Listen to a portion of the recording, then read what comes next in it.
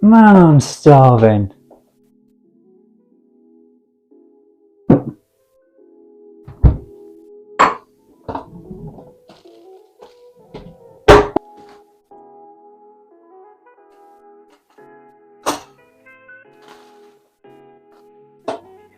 How did you get there?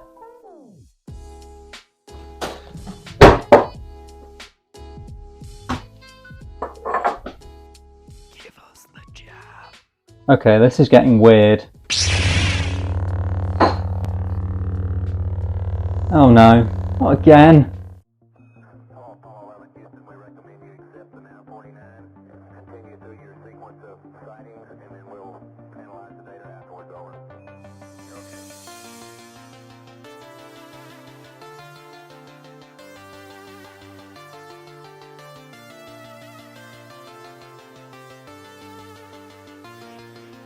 Back in the early 2000s, Hasbro lost their trademark for the name Bumblebee, but in its stead they brought in a whole new kid appeal character, this being Hotshot, a young, quick-to-action bot who stole the hearts of many a fan.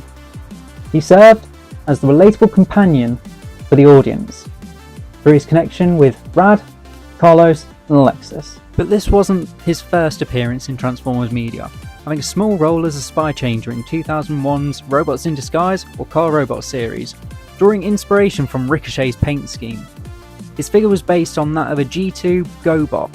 Very simplistic transformation, but fun nonetheless, fitting in with the Hot Wheels and Matchbox car size. Now, I feel like I need to explain Hotshot's obsession with Jam a little here.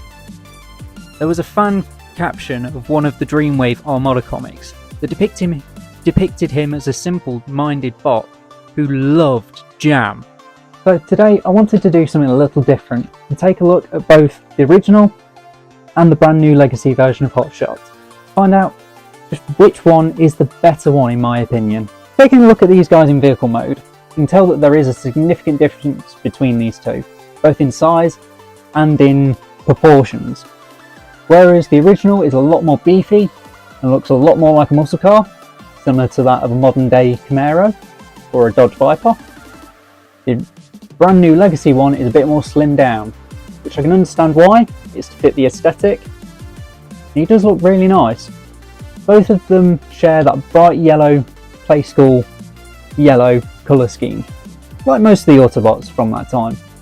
Both of them have a nice bright Autobot insignia at the top, the spoiler, although the Armada one is a bit more blotted out, and the brand new one has a tampograph instead of being painted. Taking a closer look at the Armada version, you can see that he's got some nice metallic paint for the windshield. That sunroof or detailing is a bit more of a navy blue, which will come up on the back as well as the sides. Front, some really nice red detailing for those lights there. Some nice silver detailing for the grille, that engine block, which we'll get to in a minute. But overall, it definitely feels like a nice, chunky, early 2000s toy, like he should. Now, taking a closer look at the legacy figure, you can see that the windshield uses some clear plastic, translucent plastic, which, ask any fan, we don't like it. No one likes it because of how brittle it can be. Some of that same silver detailing at front with paint, although that engine block is just a solid yellow piece, and I don't know whether you can tell the difference. I think you just can. The painted yellow is not quite the same as the moulded yellow. That navy blue has been changed to black, same with the trim on the sides. No red highlights for the wheels, and no highlights on those front lights either. So taking a look at gimmicks with the original, he does have his engine block gun, both of them do. However, for the original there is a gimmick that you can pop out. So by pushing down that, you get some chainsaws, which is painted in nice silver with a bit of moulded detailing. This was used semi-often in the show. I think it was used a couple of times. I think a few times in robot mode. But it's a cool little feature. It's a neat little gimmick. I do quite like it. You can do the same with Legacy. Here's his engine block. Just has a bit of black and some silver, and for some reason some orange there. Some orangey red. Don't know whether that was leftover plastic or the moulding, but it just feels a bit odd. That too will peg into the two 5mm ports there, and it does nothing. You can spread these parts out, just revealing two more 5mm ports, but there is no chainsaw detailing whatsoever. But you can still do it if you want to. It's kind of cool. Now, taking a brief look at his mini compartment jolt, he is quite a nice. He's quite a nice little orange helicopter. Well, he was meant to be orange in the show. Unfortunately, they went for a bit more of a rich red on this. Some nice silver paint along the sides. Now, there is one thing that did happen in the show. By connecting the Minicom port to this Minicom peg here, just plug him on there, turn the tail down, and turn that propeller down, he gets a speed boost. Yeah, a helicopter giving the car a speed boost. I think he'd be better with some nitrous oxide. Still something you can do, and you can still do it with the Legacy figure. Kind of cool. Except it's a bit more finicky. And transformation on this little guy is very, very simple. All it is a case of bringing these bits forward to get to the legs, bring those down, splitting them, which will happen anyway, bringing the arms down, bringing that tail right back. Now we have a little jolt. Now, I don't trust him to stand up because he's very hollow. Very hollow on the back, and he has that massive propeller, which doesn't help either. But he's a really nice little minicom. I do really like him. A little bit of a bluish grey face sculpt there with some blue eyes. That same silver on the sides of the arms. He's really nice detail on him. So transformation on the original is very simplistic. You're splitting the car in half. Basically, just the hood of the car becomes the arms, front of the car becomes the legs. Legacy is a bit more complex, follows the same hallmarks, but with that hood, with the top of the car, it becomes the back of the legs. And the way that the back panel compresses back down is really clever, and a really great use of those spoilers becoming the shoulders. Now here we are, finally in robot mode, and again you can tell that there is a distinct difference. The original being a lot more bulky. It looks a bit like the Incredible Hulk had a baby with Juggernaut. He's been working out quite a bit, whereas Legacy is a lot slimmer. Really fits that universe, that sort of chug aesthetic, if you will. Now, taking a good old look at the original, you have some nice navy blue on those rings at the front for detailing. A nice yellow as well, which almost kind of looks like that weird banana flavoured medicine you had as a kid. He's also broken up with some of this really vibrant, sort of almost warning orange. He's also got some nice navy blue on the arms, and appears to be wearing some sort of belt over him. It's in silver. Head is done in a nice silver, yellow, and nice blue eyes as well. He's also got his Minicom ports on the side, which are a bit more practical here than in car mode.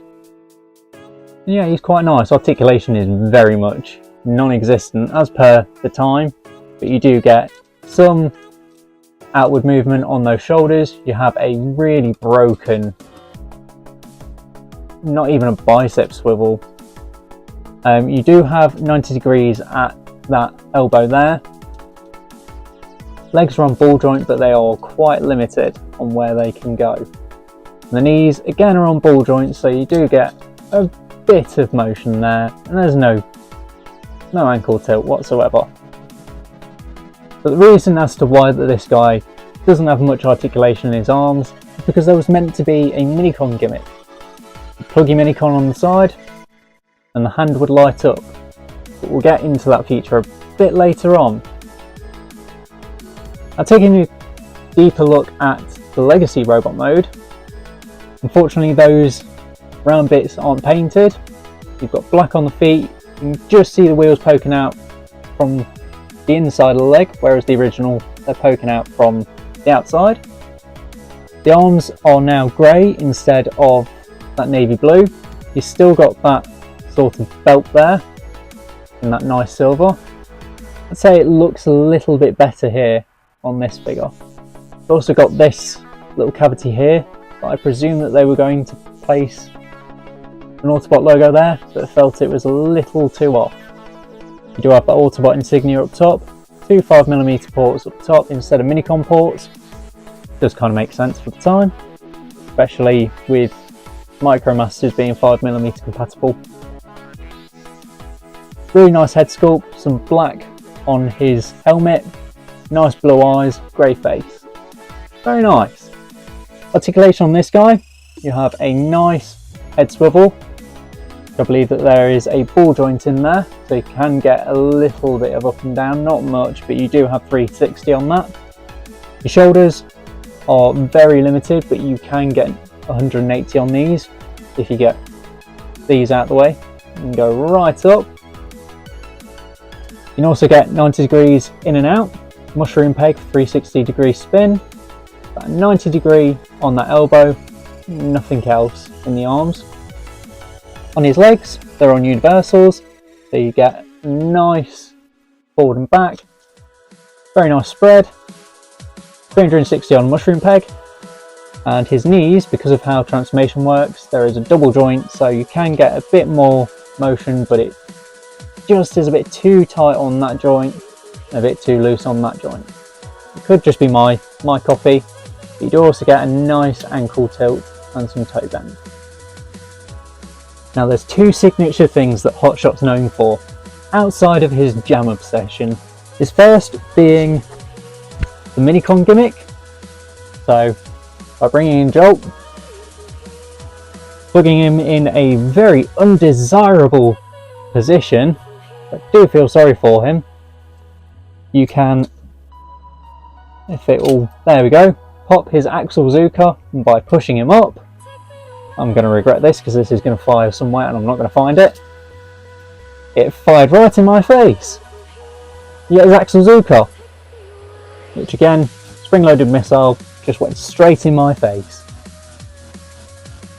The new one does that, but it's a bit more manual. So by popping this up and getting the right side, so you want the side with this sort of almost, I don't know what you class that as, but it's got a 5mm port, whereas the other one is just a simple slit. And he has his own Axle Zuka. And normally in the show, his visor would come down. The original is just that navy blue plastic with what I can only assume as is dust. I've tried to clean that out. I'm assuming it's dust. I definitely don't think that that's paint. And the brand new one, the Legacy version, really nice silver with a nice bit of blue on that visor. Now Jolt wasn't the only minicon that Hotshot partnered up with. He also partnered up with the air defense team, which comprised of Sonar, Runway and Jetstorm. All three could combine to create the awesome, mighty powerful Starsaber, one of the most powerful relics within Transformers lore. These three guys are really, really nice. Decoed in a team colour of this clear plastic, some nice blue, black and white, with a bit of red and gold here and there. This is Sonar. He's a nice little stealth bomber. He's very, very cool, very, very nice. Two minicon pegs up top. Yeah, he's really cool. Runway, who turns into a lovely Concorde. Tiniest Concorde you'll ever see. It also has this little bit of landing gear here. A little bit of red on the tip of the cone with a bit of black. Some white up top. Some nice blue trim along the sides and down the middle. That back fin with a nice bit of black and some blue. And you can just see the grey poking out from that robot mode. It is really, really nice. It's a cute little Concorde. Last up, Jetstorm, who is a very, very nice clear jet. Unfortunately, he is probably the most prone to breaking out of the three that I know of. He too has a nice bit of landing gear there. Nice silver paint along the edge at the thrusters and on those tail fins. A little bit of red just there. A bit of black for the cockpit. It is quite nice. So to transform these guys, they are very, very simple. Flip down the legs, a little Jetstorm here, bring down his arms and that back panel, and that's really stressing there on that hinge joint there. But that's Jetstorm. Runway, this nose cone just folds back, which will pop off on mine because it does not like me. Come on, there we go. Legs will just untab, run ball joints and fold down. You'll see that I'm missing an arm on this guy. This set is very much prone to breaking. Unfortunately, my runway's arm decided to snap. I no longer have his arm. He's really nice. You can also fold this tail portion to the front. Yeah, he's really cool. With sonar, runway's at it. He doesn't want to know anymore. Sonar, his legs just extend. I want to extend, which is on clear plastic. Again, not great. They will break. Trying to remember which way it goes now for the robot mode. This way, backwards. Bring down the arms. Bring his head up with his chest plate, and you can just mess around with these wing parts however you want to get them positioned right for you. But I'd say as a whole, they do look quite nice as a team. They are very nicely aesthetically pleasing. They are quite cool. I do like my minicons, except when they do that. Now they can combine into the Star Saber, so going back into jet mode for most of them, well, say most of them, say most of the way. So Jetstorm, he just returns back to jet mode for his portion of the Star Saber. Runway here, all you're doing is going back into jet mode but keeping that cockpit up. So fold everything back up and into place, and I'm already forgetting how to transform these guys. That's not good. The arms go back up, not fold down.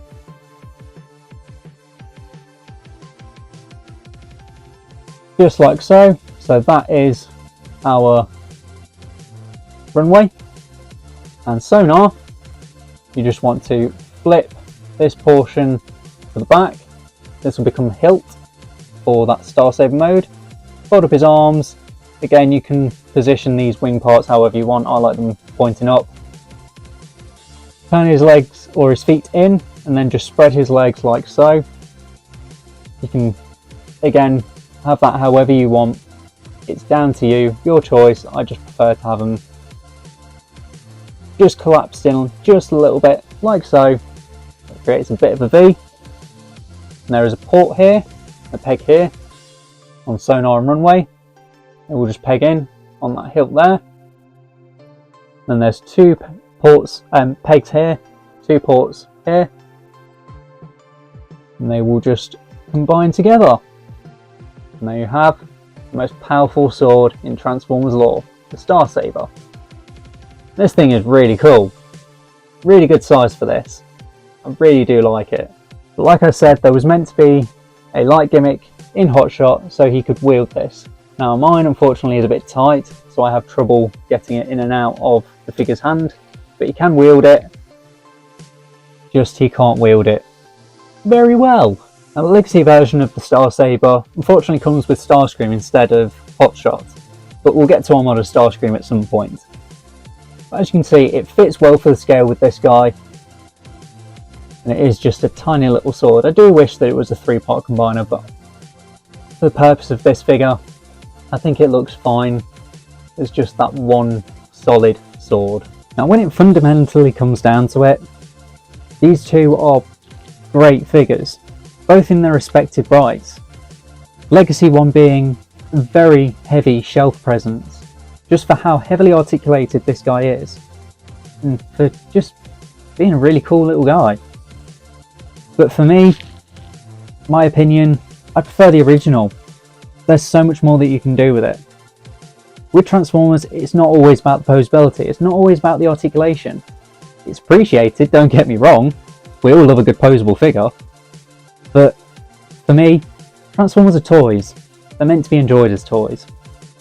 Yeah, I have my display around me.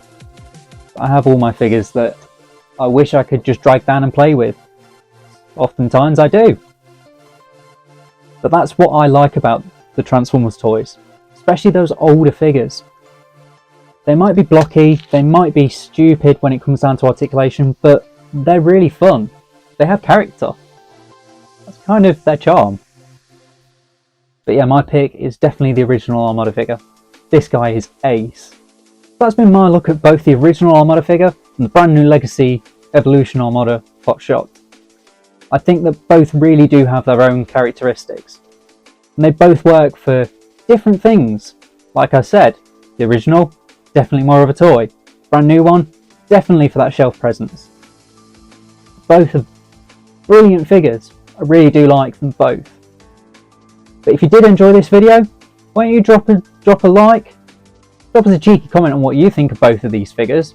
Why don't you subscribe? There's a hell of a lot more Transformers content like this. If you head over to my Instagram page, I do daily photography, so you can check out some more figures that you want to see a review of. If you guys enjoyed this, then why don't you head over to Leicester Vintage Toy Shop channel and check out their Toy Shop on Tour series, as we follow Joe and Gav's adventure around the UK and Europe, exploring new toy shops and collecting some old toys. Action figures, dolls, Star Wars, weird stuff, Transformers, monsters, space.